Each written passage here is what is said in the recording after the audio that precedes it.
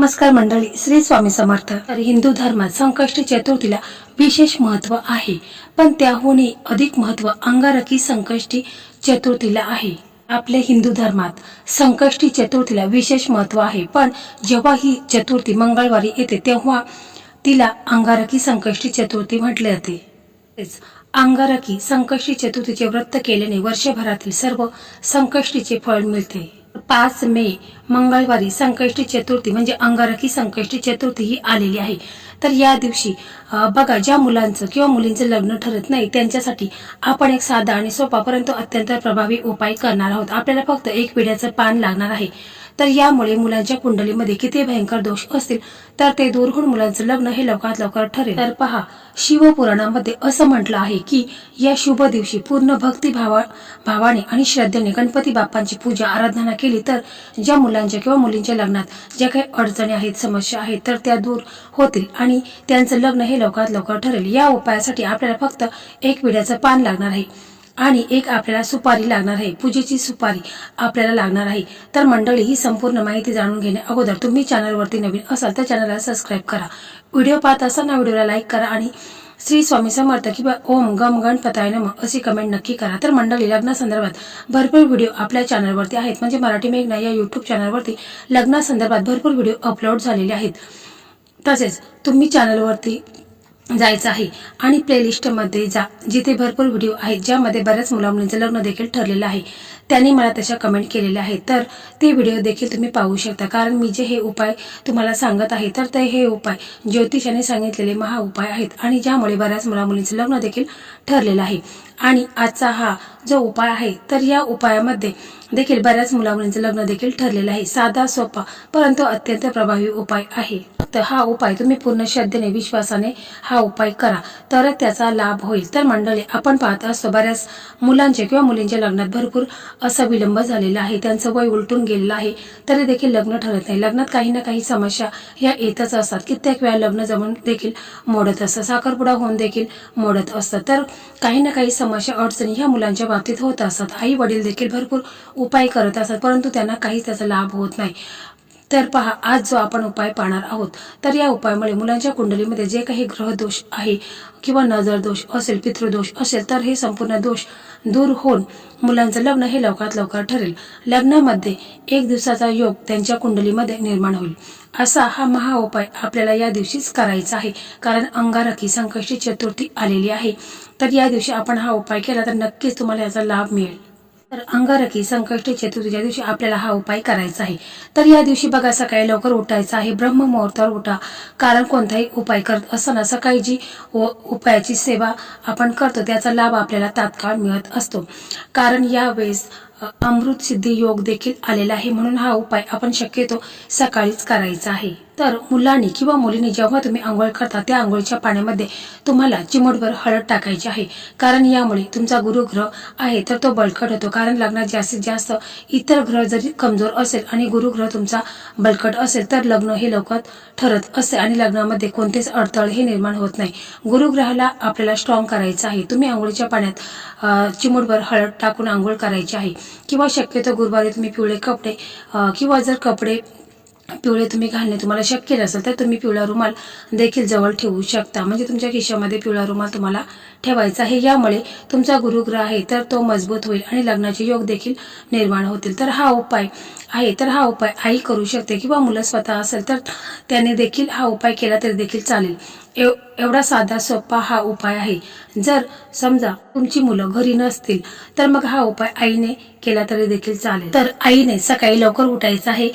सकाळी आंघोळ वगैरे करून घ्यायची आहे. स्वच्छ कपडे घालायचे आहेत. आपला देवघर आहे त्या देवघरामध्ये तिथे बसायचं आहे. तुपाचा दिवा लावायचा, अगरबत्ती लावायची आहेत. आपल्या देवघरामध्ये जे आपले इष्टदेव आहेत, कुलदेवता असे स्वामी समर्थ महाराज आहेत, प्रथम पूजनीय गणपती बाप्पा आहेत तर यांना तुम्हाला अभिषेक करून घ्यायचा आहे. म्हणजे तुम्ही पंचामृताने अभिषेक करून घ्यायचा आहे. जर तुम्हाला पंचामृताने अभिषेक करणे शक्य नसेल तर मग तुम्ही दुधाने अभिषेक करू शकता. तर त्याच्यानंतर जर गणपती बाप्पांचा फोटो असेल तर तो देखील तुम्ही पुसून घ्यायचा आहे. आणि त्याचबरोबर इतर आपल्या देवघरामध्ये देवी देवता आहे त्यांचा देखील तुम्ही अभिषेक करून घ्यायचा आहे. कारण अंगारकी संकष्टी चतुर्थी ही खूप महत्त्वाची आहे आणि या दिवशी देखील अमृत योग हा आहे, त्यामुळे तुम्ही अवश्य गणपती बाप्पांची विधिवत पूजा वगैरे करायची आहे। गणपती बाप्पांना आवडणाऱ्या सर्व वस्तू तुम्ही अर्पण करू शकता। म्हणजे गणपती बाप्पांना दुर्वा अर्पण करायची आहे, जास्वंदीचं फूल आहे, शमीपत्र आहे, जे गणपती बाप्पांना आवडते त्या सर्व वस्तू तुम्हाला गणपती बाप्पांना अर्पण करायच्या आहेत। गुळ खोबऱ्याचा नैवेद्य दाखवायचा आहे। त्याच्यानंतर जर आई हा उपाय करत असेल तर मुलांच्या कुंडलीमध्ये जे काही दोष आहेत तर ते दूर होऊन मुलांचं लग्न हे लवकरात लवकर ठरू द्या, असं तुम्हाला आपल्या देवघरामध्ये आपले जे इष्टदेव आहेत, कुलदैवत आहेत, गणपती बाप्पा आहेत, तर त्यांना तुम्हाला मनापासून पूर्ण श्रद्धेने बोलायचं आहे की माझ्या मुलांच्या कुंडलीत जे काही पितृदोष आहे, नजरदोष आहे किंवा कालसर्प दोष आहे तर तो दूर होऊन माझ्या मुलांचं लग्न हे लवकरात लवकर ठरू दे। अशा प्रकारे तुम्हाला गणपती बाप्पांना विनवणी करायची आहे, प्रार्थना करायची आहे, पूर्ण मनापासून श्रद्धेने तुम्हाला असं बोलायचं आहे। त्याच्यानंतर तुम्हाला एक विड्याचं पान लागणार आहे। तर विड्याचं पान शक्यतो चांगलं ताजं घ्यायचं आहे, असं कुठेही चिरलेलं कट झालेलं पान घेऊ नका। चांगलं पान घ्या आणि आपल्याला एक सुपारी घ्यायची आहे। तर सुपारी देखील चांगली पाहून घ्यायची आहे, जी अगोदर तुम्ही पूजेमध्ये वापरलेली असेल तर ती सुपारी घेऊ नका। आणि मग आपल्याला थोडीशी हळद एखाद्या प्लेटमध्ये घ्यायची, त्याच्यामध्ये तुम्हाला गंगाजल टाकायचं आहे, ती ओली करायची आहे। आणि मग तुम्हाला यासाठी एक प्लेट देखील पाहिजे। तर अगोदर काय करायचं आहे की विड्याचं पान आहे तर आपण हळदीचा जो घोल केलेला आहे म्हणजे पेस्ट बनवलेली आहे तर ती तुम्हाला विड्याच्या पानाला पूर्ण लावून घ्यायची आहे। पान तुम्ही त्या प्लेटमध्ये जिथे चौरंग असेल तिथे तुम्हाला ती प्लेट ठेवायची आहे, ज्यामध्ये तो विड्याचं पान ठेवायचं आहे। आणि त्याच्यानंतर जी सुपारी आहे तर त्या सुपारीला तुम्हाला हळद आणि कुंकू हे मिक्स करायचं आहे आणि सुपारीला तुम्हाला 5 वेळा असे 5 टिपके तुम्हाला सुपारीला लावायचे आहेत। आणि मग तुम्हाला काय करायचं आहे की एक कागद घ्यायचा आहे, कोरा कागद घ्यायचा आहे आणि त्या कागदावरती तुम्हाला मुलाचं नाव लिहायचं आहे आणि मुलाचं गोत्र लिहायचं आहे आणि त्याची अशी तुम्हाला एक घडी करून घ्यायची आहे आणि त्या पानावरती तुम्हाला ठेवायची आहे। म्हणजे विड्याच्या पानावरती तुम्हाला ती कागदाची घडी ठेवायची आहे। मग तुम्हाला त्या विड्याच्या पानावरती एक सुपारी आहे आणि सुपारी तुम्हाला तिथे त्या विड्याच्या पानावरती ठेवायची आहे। आणि मग तुम्हाला काय करायचं आहे की तुपाचा दिवा आहे तर तो दिवा घ्यायचा आहे, अगरबत्ती घ्यायची आहे आणि मग पूर्ण आपण तो विड्याचं पान आहे, त्या पानावरती सुपारी आहे आणि आपण जी चिठ्ठी ठेवलेली आहे तर त्याला पूर्णपणे धूप दीप दाखवायचं आहे, अगरबत्तीने ओवाळायचं आहे। आणि मग आई जर हा उपाय मुलांसाठी करत असेल तर तिने आपल्या मुलांच्या लग्नासंदर्भात जे काही अडचणी समस्या आहेत तर त्या दूर व्हाव्यात अशी तुम्हाला गणपती बाप्पांना प्रार्थना करायची आहे। आणि मुलं जर करत असेल तर मुलांनी स्वतःसाठी बोलायचं आहे। त्याच्यानंतर तुम्हाला ही प्लेट आहे तर ती तशीच उचलायची आहे आणि तुमच्याकडे तुळस असेल तर तुळशी वृंदावन समोर तुम्हाला ही प्लेट तिथे ठेवायची आहे।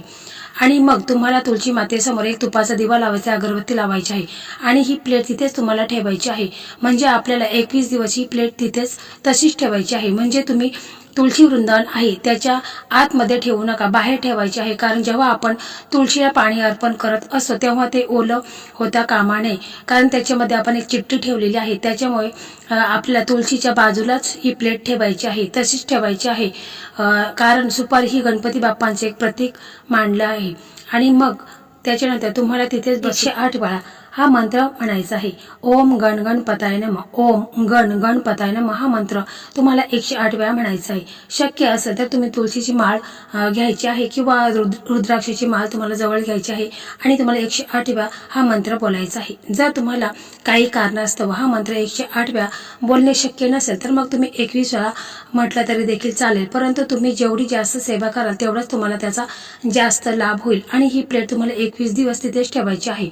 आणि मग रोज तुम्हाला त्या प्लेटमध्ये जिथे विड्याचं पान आहे आणि सुपारी वगैरे आहे तर तिला धूप दीप दाखवायचं आहे आणि गणपती बाप्पांना रोजच्या रोज तुम्हाला प्रार्थना करायची आहे। मुलांच्या लग्नाबाबत जे काही अडचणी समस्या आहेत तर त्या दूर व्हाव्यात अशा प्रार्थना करायच्या आहेत। आणि रोजच्या रोज तुम्हाला हा मंत्र 11 वेळा म्हणा किंवा 21 वेळा म्हणा किंवा 108 वेळा हा मंत्र म्हणायचा आहे। म्हणजे ओम गण गणपताय नमः हा मंत्र तुम्हाला म्हणायचा आहे। तुम्हाला रोजच्या रोज म्हणजे 21 दिवस तुम्हाला ही सेवा नित्य नेमाने करायची आहे। तर पहा, काही दिवसामध्येच म्हणजे 21 दिवस व्हायच्या अगोदर तुम्हाला चांगला अनुभव येईल। काही संकेत तुम्हाला कळून येतील लग्नासंदर्भात, काही स्थळं देखील तुम्हाला म्हणजे मुलांसाठी येतील। तसेच बघा, 21 दिवसामध्ये तुमच्या मुलांचं लग्न हे ठरलेलं असेल, मुलगा असू द्या मुलगी असू द्या, यांचं लग्न 21 दिवसामध्येच ठरलेलं असेल। आणि मग 21 दिवस झाल्यानंतर जी आपण सुपारी ठेवलेली आहे, ज्यामध्ये कागद आहे आणि विड्याचं पान आहे, तर ते तुम्हाला काय करायचं आहे की हे सर्व साहित्य तुम्ही वाहत्या पाण्यामध्ये विसर्जित करायचं आहे किंवा एखाद्या झाड जर असेल तर त्या झाडामध्ये दाबून टाकायचं आहे. तर बघा, उपाय तुम्हाला एकदम साधा सरळ वाटतो, परंतु या उपायामध्ये देखील बऱ्याच मुलामुलींचं लग्नही ठरलेलं आहे. फक्त तुम्ही विश्वासाने श्रद्धेने हा उपाय करा.